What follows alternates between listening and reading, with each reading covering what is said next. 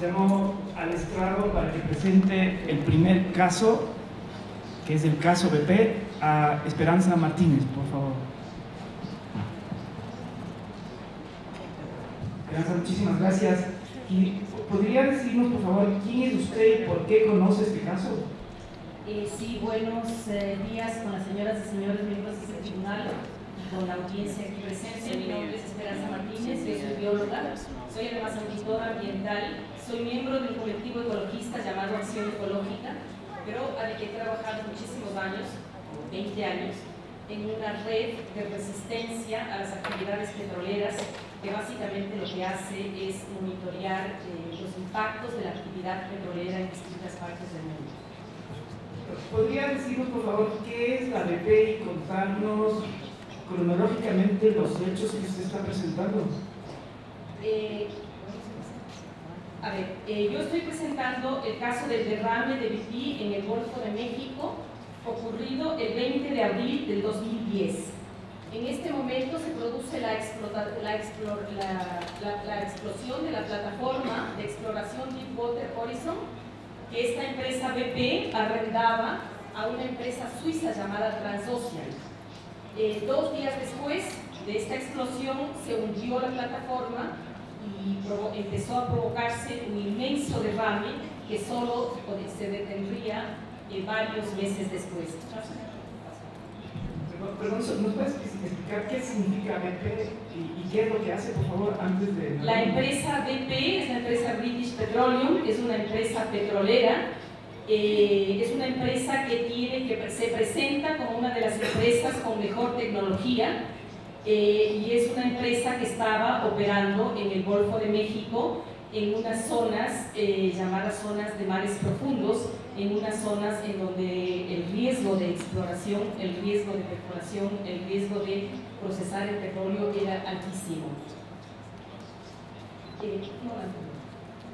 El derrame de BP en el Golfo de México afectó el mar, afectó la atmósfera, afectó los suelos marinos, las costas del sur de Estados Unidos, en general las costas de México y las costas del norte del Mar Caribe. La mancha de petróleo, se dice, afectó más de 100 kilómetros de las costas de Luisiana, el estado más cercano de Estados Unidos, y los científicos descubrieron en sus investigaciones que se encontraban columnas de petróleo por debajo de los 1000 kilómetros hacia el subsuelo. Se está estimando que el derrame provocó que se derramaba entre 12.000 y 19.000 barriles de petróleo diarios. En total se estima que fueron 5.000 millones de barriles. Este derrame del Golfo de México supuso en riesgo, digamos, al menos 7 especies en peligro de extinción, especies que ya estaban teniendo problemas, pero que con esto se crearon condiciones absolutamente graves, ¿no? El petróleo, no solamente lo sabemos en el Ecuador, sino que lo hemos verificado en distintas partes del mundo, provoca una serie de efectos, mata ecosistemas enteros, produce muertes masivas de poblaciones de animales y tiene efectos de largo plazo, no solamente sobre las especies animales, sino sobre el conjunto de los ecosistemas. Yo acudo a este tribunal para pedir justicia para el sinsonte y para las 96 especies de aves subtropicales, las curracas, los orpéndolas, los escribanos, los atrapamoscas, las golondrinas, que hacen un viaje de más de 500 millas para poder pasar desde el sur hasta el norte, en donde van a completar sus ciclos vitales pasando por el Golfo de México. Solo un mes después del derrame estaba ocurriendo el pico de migración de estas aves.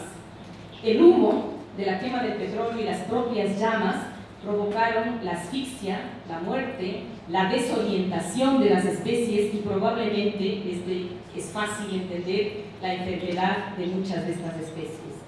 Justicia también para el atún azul del Atlántico Norte. Esta es una especie que igualmente viaja a través del Atlántico y pasa a desovar en el Golfo de México.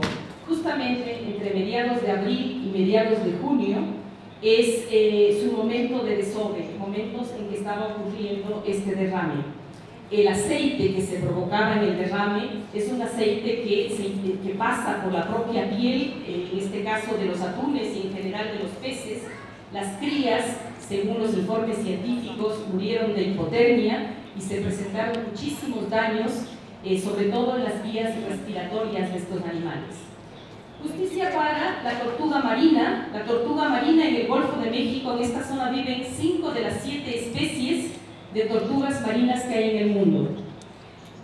La tortuga marina vio afectada igualmente sus ciclos de reproducción. Las zonas en donde las tortugas desovan quedaron todas manchadas, ennegrecidas del petróleo. Los huevos y los caparazones de las tortugas se encontraban hasta meses después destruidos, y muchos de los científicos sospechan de daños, nacían especies, embriones con deformidades, de daños que podían haber afectado su propia materia genética. Igualmente, el caso de los tiburones tigres. Estos tiburones tienen sus sitios de desove en unas islas que se llaman Chandeleur, que es justo muy cerca de donde ocurrió el derrame. Estos tiburones también están en peligro de extinción. El caso de los delfines, el derrame de petróleo fue realmente una verdadera masacre para las especies, para los mamíferos acuáticos, en general los cetáceos, los delfines, las ballenas, los cachalotes. Son especies que usan complicados sistemas de comunicación. El derrame que se produjo afectó esos sistemas de comunicación, de orientación, y obviamente afectó las formas y el acceso a su propio alimento. Se podrían enumerar muchísimas especies.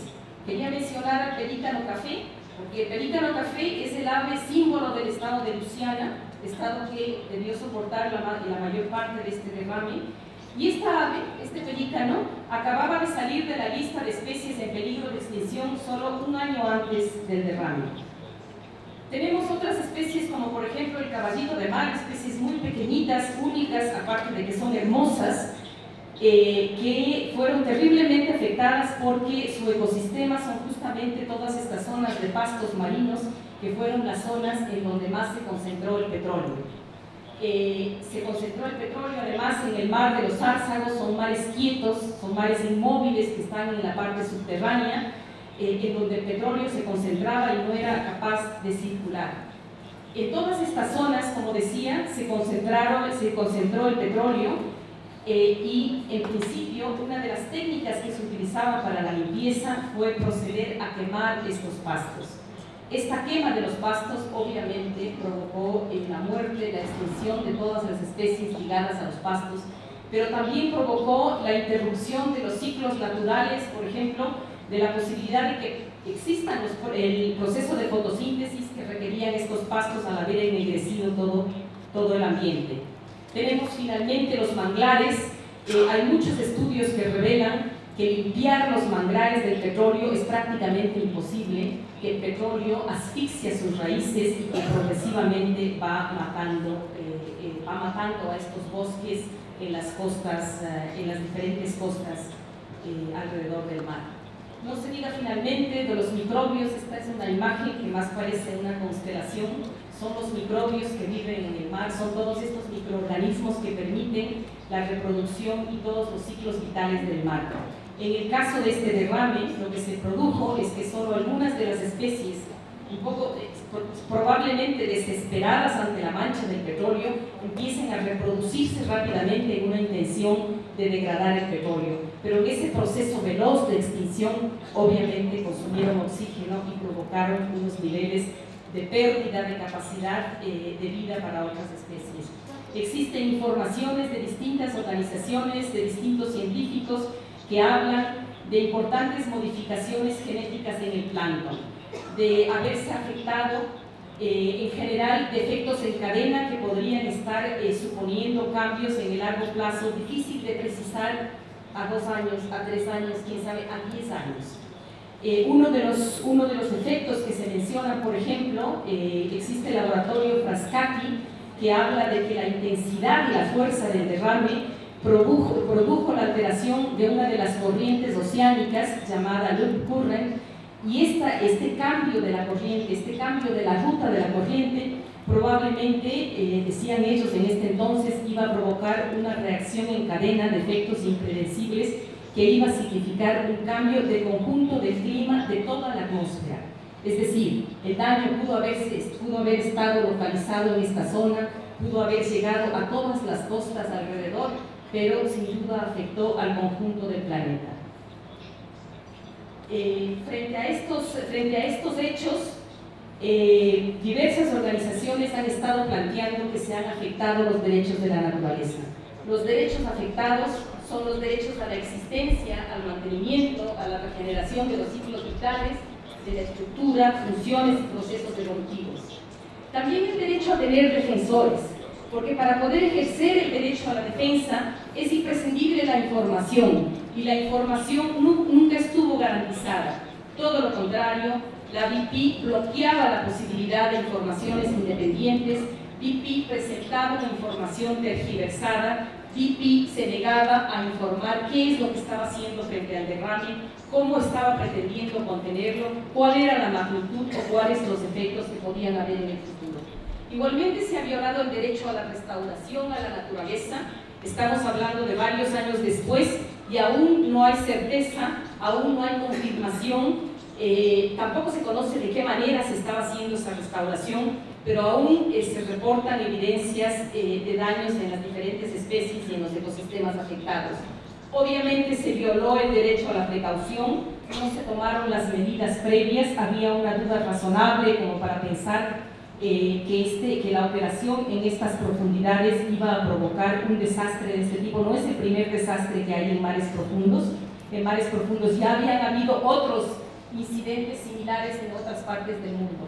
Finalmente, también se afecta el derecho al summa causa, es decir, a las condiciones que permiten la vida de aquellas poblaciones que viven ligadas a la naturaleza. Con todo esto, nosotros queremos a este tribunal decirle que pedimos que se inicie este proceso de investigación. Nosotros encontramos que son responsables la empresa BP por haber iniciado un proceso de exploración sin ningún tipo de garantías y con absoluta negligencia. Solamente a manera de ejemplo, debo decirles que en el estudio de impacto ambiental de la BP se menciona como especies en peligro en caso de un derrame, como especies existentes en la zona. Es más, ellos afirman que no hay ninguna posibilidad de derrames, pero ellos afirman que las especies que están en el entorno del Golfo de México son los osos polares y las morsas. Lo que ellos hicieron fue hacer un plagio textual de un estudio de impacto ambiental que lo habían hecho para la zona del Polo Norte. También pensamos que es responsable el gobierno, pues el gobierno otorgó el permiso a pesar de todas las dudas que había en relación a esta operación. Frente a esto, nuestras demandas tienen que ver con información. Se requiere saber exactamente qué es lo que pasó, cuál fue la composición, cantidad, formas de aplicación de los dispersantes que se utilizaron, que para muchos científicos pudieron haber sido peores que el propio derrame de petróleo, es decir, con efectos aún peores que el propio derrame de petróleo. Algunos de estos químicos estaban en fase de experimentación y se sabía que provocaban, al menos en laboratorio, muertes de especies, sobre todo de especies acuáticas. También pensamos que es fundamental en términos de información que se presente cuáles son las instituciones científicas y los científicos que han firmado estudios que pretenden exculparle a la empresa. Pensamos que es muy importante saber qué es lo que está pasando en estos escenarios. Nos parece fundamental además conocer la estrategia de cabildeo y de lobby de la empresa BP para con Estados Unidos, tanto para otorgar los permisos que les permitieron operar, como para conseguir los permisos con los cuales pueden seguir trabajando.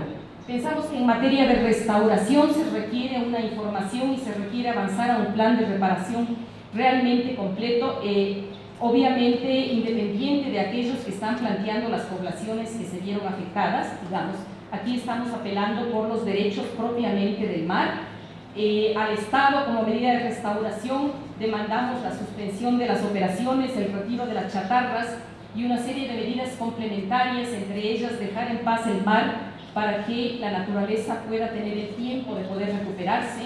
Es muy difícil hablar de medidas de compensación, pero pensamos que podemos discutir la posibilidad de dejar, por lo menos a cargo de la empresa, una cantidad equivalente de crudo derramado en el subsuelo, como una medida de enfrentar estas amenazas que hay con el cambio climático, y obviamente las más importantes garantías de que no se repita el evento, de que la empresa no vuelva a hacer este tipo de actividades en estas zonas de tanto riesgo, de que haya un plan de abandono del Golfo de México, de que finalmente se reconozcan los derechos del mar. Probablemente una de las cosas más importantes es que no olvidemos lo que aquí pasó, que no olvidemos que, digamos, que la vida entera nació en el mar, cosa que es con mucha claridad y sabiduría recogida por este pueblo indígena.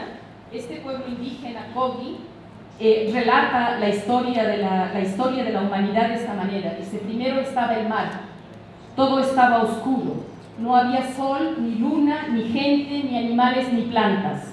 Solo el mar estaba en todas partes. El mar era la madre. Ella era espíritu de lo que iba a venir y era pensamiento y memoria. Creo que este tribunal tiene que hacer honor y homenaje a ese mar que nos dio la vida. Muchas gracias.